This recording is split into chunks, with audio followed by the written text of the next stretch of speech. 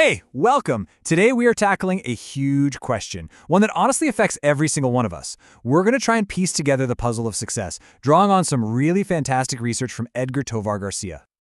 I mean, you've seen this, right? You look at two people who start out with, seemingly the same potential, the same smarts. But one person's life goes in one direction, and the other's goes somewhere completely different. What is going on there? What really explains that? Well, let's try to figure it out.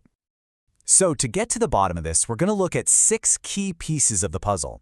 We'll explore everything from economics to sociology to psychology, all these major forces that researchers believe really shape where we end up in life. All right, let's get started with the big picture. For decades, researchers have been trying to untangle this incredibly complex web of factors that sets us on our path.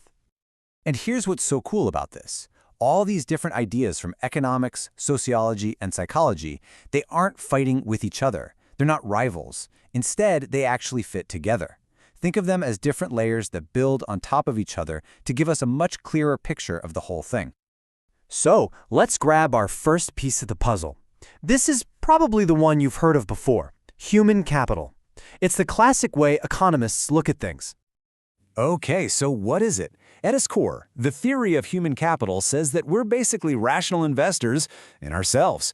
When you think about getting another degree or maybe a special certification, you're doing a cost-benefit analysis in your head, right? You're asking, is the money I'm going to make later worth the tuition and time I have to spend right now? And the data on this? It's just completely overwhelming.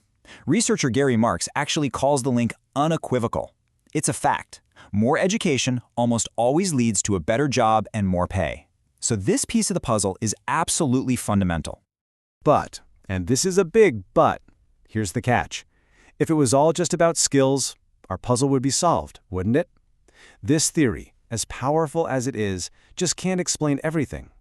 It kind of stumbles when it tries to account for why people with the same skills end up in different places because of their social background, gender, or even just plain old luck and motivation. And that's why we need more puzzle pieces.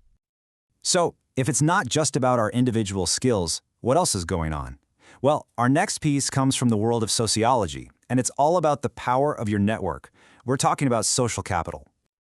The sociologist James Coleman talked about this as the productive power that literally comes from our relationships. You've heard the saying, it's not what you know, it's who you know? Well, that's social capital in a nutshell. These connections can open doors and give you information and support that you just could not get by yourself. So what does this actually look like? Well, it could be the strong bond you have with your parents that helps keep you on track. It could be a teacher or a mentor who guides your career. It can even be something as simple as having your goals line up with your parents' goals so everyone's pulling in the same direction. These relationships are a resource, a really valuable one. All right, time for another really crucial piece from sociology, cultural capital. Now, if social capital is who you know, you can think of cultural capital as knowing the unwritten rules of the game. This idea comes from Pierre Bourdieu, and it's about all that cultural know-how that just makes you seem like you belong in certain powerful places. We're talking about the subtle stuff, the way you talk, the jokes you get, your posture, your familiarity with certain books or art. It all sends a signal to other people that says, hey, I'm one of you. And researchers can actually see this. They look at things like whether your parents read a lot, if you went to museums as a kid, or even just if you grew up in a house filled with books.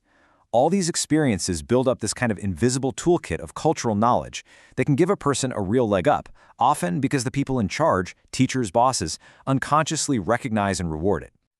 Okay, this brings us to what might be the bedrock of the entire puzzle, a foundational piece that affects everything else, and that's simply where you start in life, your family background, and your schooling. Now here's the thing. In a lot of studies, a family's socioeconomic status, or SES, which is based on their income, education, and job, is often just treated as a control variable.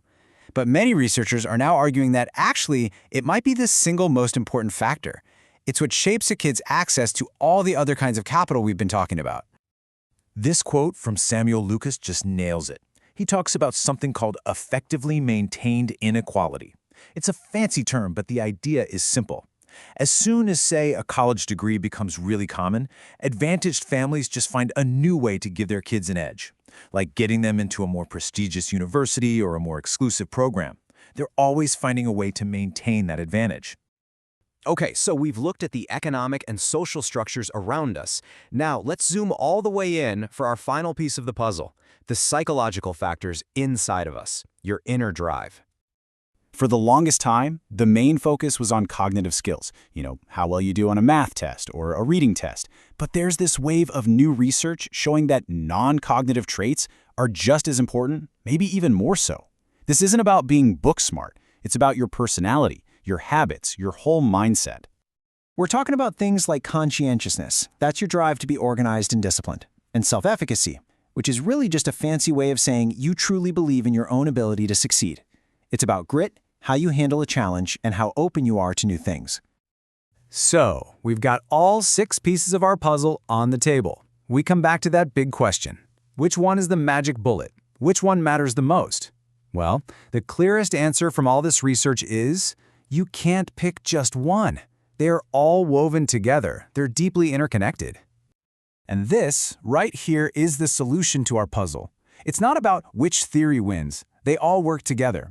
A person's family background, their starting point, influences the economic, social, and cultural resources they have growing up. And those resources then help shape their inner drive, their psychology, their belief in themselves, and that whole package is what ultimately guides their path through life. Understanding how all these pieces fit together is actually incredibly empowering. It helps us see all the different forces at play in our own lives and in the lives of people around us. So I'll leave you with this question. Now that you know about these forces, what piece of this fascinating, complex puzzle will you focus on building next, for yourself or maybe for someone else?